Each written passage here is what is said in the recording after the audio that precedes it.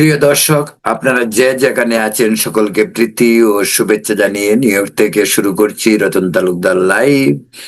আজকের বিষয় নির্বাচন আসলেই বাংলাদেশে ধর্মীয় সংখ্যালঘু সম্প্রদায়, বিশেষ করে হিন্দু, বুদ্ধ, খ্রিস্টান, আদিবাসী, গারো, হাইজং, সব শ্রেণীর ভিন্ন ধর্মাবলম্বী যারা, তাদের মাঝে এক ধরনের শঙ্কা।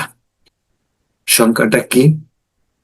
পূর্ব অভিজ্ঞতা যা বলে, নির্বাচনের আগে ও পরে বিভিন্নভাবে সংখ্যালঘুদের উপর এক ধরনের সাম্প্রদায়িক ধর্মান্ধ দুর্বৃত্তদের আক্রমণটা এরকম: কাকে ভোট দেবে সংখ্যালঘু সম্প্রদায়, একটি উভয় সংকট। এক পক্ষকে ভোট দিলে আরেক পক্ষ খেপে যায়, যে কারণে সংখ্যালঘুদের মনে ভয়, ভীতি, আতঙ্ক কাজ করে। এর আগেও যত নির্বাচন হয়েছে, প্রায় প্রতিটি নির্বাচনে, বিশেষ করে সবচেয়ে বেশি সংখ্যালঘুদের উপর যে দুর্যোগ নেমে এসেছিল, সেটা 2001 সালের নির্বাচনের পর সারা বাংলাদেশে সংখ্যালঘুদের উপর এক ভয়াবহ সাম্প্রদায়িক নৈরাজ্য তৈরি হয়, ক্ষতিগ্রস্ত হয় ধর্মীয় সংখ্যালঘু সম্প্রদায়ের বাড়ি ঘর, যান মাল, উপাসনালয়, মন্দির, সর্বত্র। সেই ভয় আতঙ্ক থেকেই মানুষের মনে আজকে সংকট, এবং এই সংকট কিন্তু উভয় সংকট। ধরা যাক, এবারের প্রেক্ষাপটেই বিবেচনা এনে যদি ভাবা হয়, ধর্মীয় সংখ্যালঘু সম্প্রদায়, হিন্দু, বৌদ্ধ, খ্রিস্টান, আদিবাসী, তারা কাকে ভোট দেবে, কাকে ভোট দেবে না, সেটা নিয়ে যদি প্রশ্ন ওঠে, তাহলে দেখা যাবে, ধরা যাক সংখ্যালঘু সম্প্রদায় ভোট দিয়েছে বিএনপিকে, নির্বাচনের পরে দেখা যাবে জামাত সংখ্যালঘুদের উপর চড়াও হবে। যদি সংখ্যালঘু সম্প্রদায় জামাতকে ভোট দেয়, তাহলে বিএনপি সংখ্যালঘুদের উপর চড়াও হবে।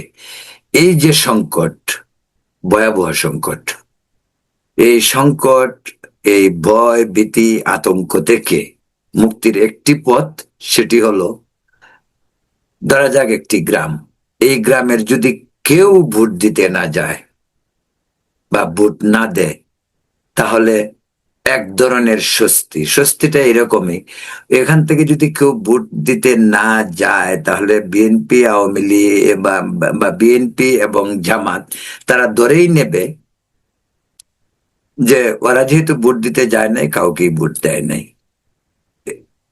এই সংকটের জন্য রিস্ক অনেকটাই কম যে ভোট দেয় নাই। আবার ভোট দিতে গিয়ে যদি ভোট বিএনপি কে দেওয়া হয়, জামাত খেপবে, আর জামাতকে দেওয়া হলে বিএনপি খেপবে। এই এই যে এক দ্বিধা দ্বন্দ্ব, সংখ্যালঘুরা কোথায় যাবে? কিন্তু কেন তাদেরকে এটা ভাবতে হয়?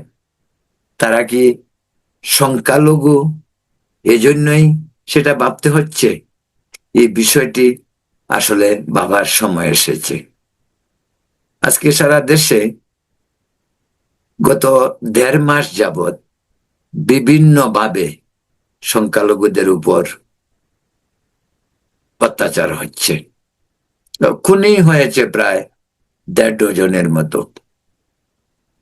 এই যে আতঙ্ক, সেই আতঙ্ক তাদের পিছন থেকে কখনোই সরবে না আনটিল নির্বাচনের দিন পর্যন্ত। এবং নির্বাচনের পরে সংকট তো আরো ভয়াবহ। এই যে বিএনপি কে ভোট দিলে জামাত চড়াও হবে, জামাতকে ভোট দিলে বিএনপি চড়াও হবে, এই সংকটে বাংলাদেশের ধর্মীয় সংখ্যালঘু সম্প্রদায়, তাহলে তারা নাগরিক হিসাবে নাগরিক অধিকার প্রয়োগের একটিমাত্র পথ, সেটি হলো ভোটে অংশ নেয়া এবং ভোট দেয়া।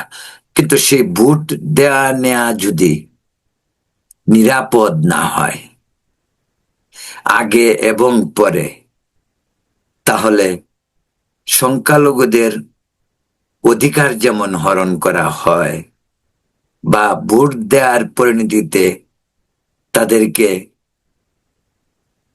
এক গ্রুপ বা অন্য গ্রুপ যারাই তাদের উপর চড়াও হয়, সেটা নাগরিক অধিকার ক্ষুণ্ণ করা হয়,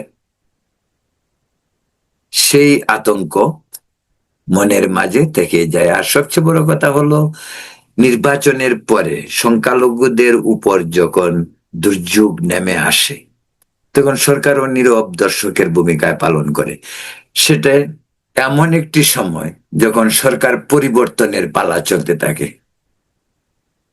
এক সরকারের বিদায়, আরেক সরকারের আগমন, তখন সরকার তাকে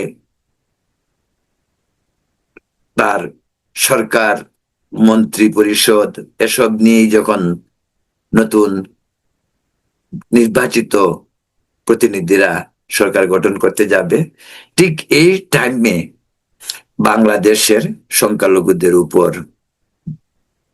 দুর্যোগ, অত্যাচার, নিপীড়ন, মন্দির ভাঙচুর, লুটপাট এসব কিছু ঘটতে থাকে এবং তার কোনো প্রতিকার হয় না, আগেও হয়নি, ভবিষ্যতে হবে এমন গ্যারেন্টিও নেই।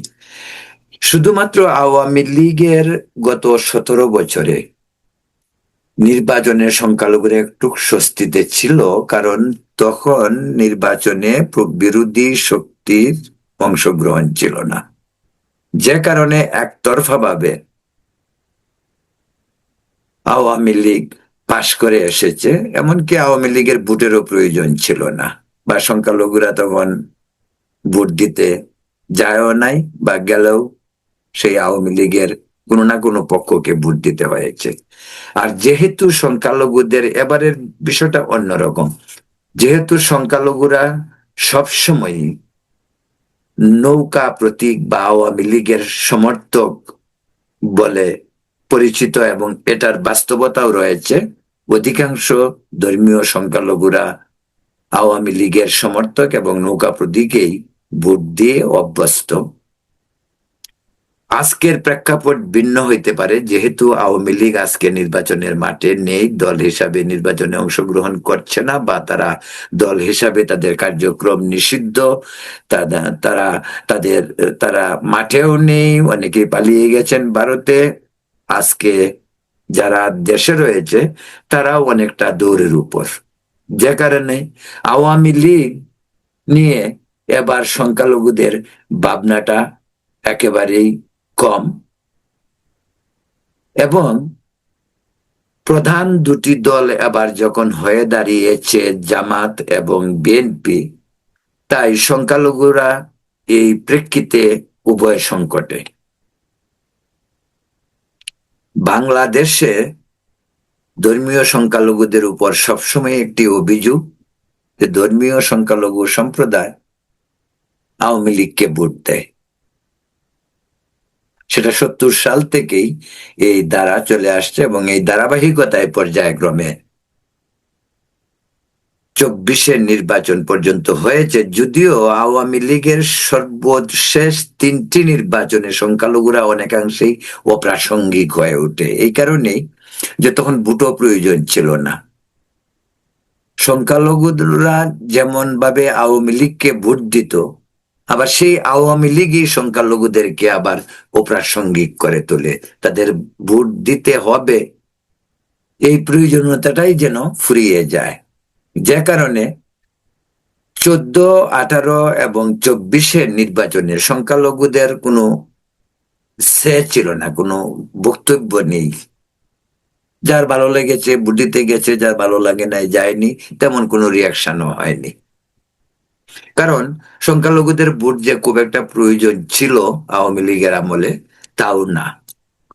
এ কারণেই এবার যেহেতু মুক্ত পরিবেশে বলা হচ্ছে, একটি নতুন নির্বাচনী পরিবেশ ডক্টর ইউনূসের আমলে তৈরি হয়েছে, এবং ডক্টর ইউনূস নিজে বলছে এবারে নির্বাচন হবে একেবারে ঐতিহাসিক, এর আগে কোনো নির্বাচনে মনে হয়নি। সেটা তো আর আমরা 11 দিন পর দেখতে পারবো। কিন্তু সবচেয়ে বড় কথা, সংখ্যালঘুদের মনের ভেতর যে দ্বিধা, দ্বন্দ্ব, ভয়, সংঘাত, আতঙ্ক, তা তো তাদের পিছু হচ্ছে না। এর সলিউশনটা কি?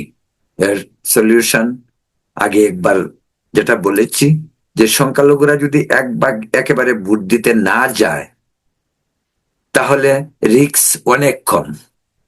আর ভোট দিতে গেলেই যে দল পাশ করবে, সেই দল তো ক্ষমতার মোহে অন্ধ থাকবে, আর যারা পরাজিত হবে তারা সংখ্যালঘুদের উপর চড়াও হবে। প্রিয় দর্শক, বলছিলাম যে আগামী 12 ফেব্রুয়ারি নির্বাচনে বাংলাদেশে ধর্মীয় সংখ্যালঘু সম্প্রদায়, যাদেরকে ধর্মীয় সংখ্যালঘু বানানো হয়েছে দেশের ভূমিপুত্র হওয়ার পরেও, যাদের অধিকার মুক্তিযুদ্ধ থেকে শুরু করে সর্বত্রই যারা দেশ প্রেমে উদ্বুদ্ধ হয়ে মুক্তিযুদ্ধে অংশগ্রহণ করেছিল বা পরবর্তীতে দেশ গড়ার কাজে থেকে শুরু করে, ধর্মীয় সংখ্যালঘুরা বরাবরই দেশের উন্নয়নে ভূমিকা রেখেছে। আজ পর্যন্ত বাংলাদেশের 54 বছরের ইতিহাসে ধর্মীয় সংখ্যালঘুদের এমন কোনো নজির নেই সহিংসতা, মারামারি, আইনকে হাতে তুলে নেয়া, এমন কোনো অভিযোগ সংখ্যালঘুদের উপর নেই। বরং তিলে তিলে তারাই বিভিন্ন জায়গায় বৈষম্যের শিকার, সেটা সরকারি লেভেল হোক, বেসরকারি হোক, স্থানীয়ভাবে হোক। সংখ্যালঘু সম্প্রদায়কে এক ধরনের জিম্মি করে রাখা হয়েছে। তার ফলশ্রুতিতে কি, পর্যায়ক্রমে দীর্ঘদিন ধরেই নীরবে সরবে সংখ্যালঘু সম্প্রদায় দেশ ছাড়ছে। কোথায় যাচ্ছে? প্রতিবেশী ভারতে। প্রতিবেশী ভারতে গিয়েও যে তারা খুব ভালো আছে তা নয়, কিন্তু তারা বাধ্য হচ্ছে যান বাঁচাতে, ইজ্জত বাঁচাতে, তাদের স্বাধীনভাবে ধর্ম পালনের যে অধিকার বঞ্চিত হয়ে, তার অনেক নানাবিধ কারণ। আজকের বাংলাদেশে ডক্টর ইউনূস সরকারের আমলে যা ঘটছে, একজন সন্ন্যাসী পর্যন্ত জেলে থাকতে হয় হত্যার অভিযোগে। হত্যার জন্য কিন্তু তাকে গ্রেপ্তার করা হয়নি, তাকে গ্রেপ্তার করা হয়েছিল তিনি ধর্মীয় সংখ্যালঘুদের অধিকার নিয়ে দেশে আন্দোলন শুরু করেছিলেন। অধিকারের জন্য তিনি ধর্মীয় সংখ্যালঘুদেরকে জাগ্রত করার জন্য তিনি ঐক্যবদ্ধ ধর্মীয় সংখ্যালঘুদের প্ল্যাটফর্ম তৈরি করে তাদের অধিকার নিয়ে শান্তিপূর্ণ ভাবে বিক্ষোভ, জনসভা করছিল, যে কারণে চট্টগ্রামের শ্রী চিন্ময় প্রভুকে গ্রেপ্তার করা হয় এবং তিনি এখনো জেলে। প্রথম একবার জামিন হলেও সেই জেলে রেখেই তার উপর হত্যার মামলা দেওয়া হয়। এখন পর্যন্ত তিনি সেখানেই রয়েছেন। আশ্চর্যের বিষয়, যে হত্যাকাণ্ডের আসামি তিনি, সেই হত্যাকাণ্ড যখন চট্টগ্রামের কোর্টে সংগঠিত হয় তখন তিনি জেলে ছিলেন। একটি মানুষ জেলে থেকে কিভাবে আরেকটি মানুষকে হত্যা করতে পারে? এক দ্বিতীয়ত, একজন সন্ন্যাসী তিনি কিন্তু কোর্টে নিজের মুখে দাঁড়িয়ে বলেছেন, আমি প্রাণী হত্যা করতে হবে বলে মাছ, মাংস এইসব তিনি খান না। তিনি সন্ন্যাসী, তিনি বৈরাগী, তিনি গৃহত্যাগী, তিনি ঈশ্বরের আরাধনাই যার প্রধান কাজ। প্রিয় দর্শক, বলছিলাম এই কারণে অনেকেই আমার সঙ্গে বাংলাদেশ থেকে এবং এই প্রবাসেও বাংলাদেশি হিন্দুদের সংখ্যা অনেকের সঙ্গে আমার কথা হয়। অনেকেরই এই একটা সংখ্যা, এই একটা উদ্বেগ যে নির্বাচন তো হবে, যেমন ভাবে যেমনই হোক, কোন একটি দল তো ক্ষমতা যাবে, হোক বিএনপি হোক জামাত। কিন্তু সংখ্যালঘুদের আফটার নির্বাচন উত্তর সিচুয়েশনটা সংখ্যালঘুদের কি হতে পারে? তাদের ভোটের জন্য তো তাদের দরদ এখন অনেক। জামাতও আমার আদর করছে, বিএনপিও আদর করছে, বক্তব্যের মাঠে বিএনপিও বলছে, যেমন তারেক রহমান নারায়ণগঞ্জে বলেছেন, হিন্দু এই দেশ, হিন্দু মুসলিম বৌদ্ধ খ্রিস্টান আমরা সকলে মিলে বসবাস করি, সকলের সমান অধিকার, ব্লা অনেক কিছু। জামাতও একই ধরনের কথা বলছে। জামাত আরো বাড়িয়ে বলছে যে গত দুর্গাপূজা আমরা পাহারা দিয়েছি, আমরা রক্ষা করেছি, আমরা ভবিষ্যতেও রক্ষা করব, আমরা ত্রাণদাতা হিসাবে হিন্দুদের জন্য এগিয়ে আসব। আরো এগিয়ে জামাত কয়েকজন হিন্দু প্রার্থীও দিয়েছে। এই ওভারঅল সিচুয়েশনের পরেও কিন্তু বাংলাদেশের হিন্দুরা এখনো শঙ্কিত। নির্বাচনের পরে বা নির্বাচনের দু একদিন আগে, দু একদিন আগেও কিন্তু এক ধরনের ধমক, যেতে হবে, ভোট দিতে হবে, না গেলে পরে দেখে নিব, বা নির্বাচনের পরে যে আমাকে কেন ভোট দেওয়া নাই, কেন ওদেরকে দিয়েছ, আমাদেরকে দেওয়া নেই কেন, ভারতে পাঠিয়ে দেব।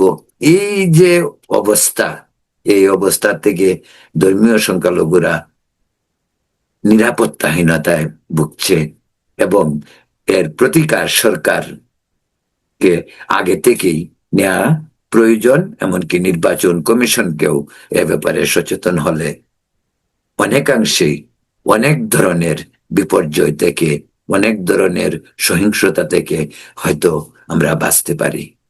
প্রিয় দর্শক, আপনারা ভালো থাকুন, সুস্থ থাকুন এবং নিরাপদ থাকুন। শুভরাত্রি।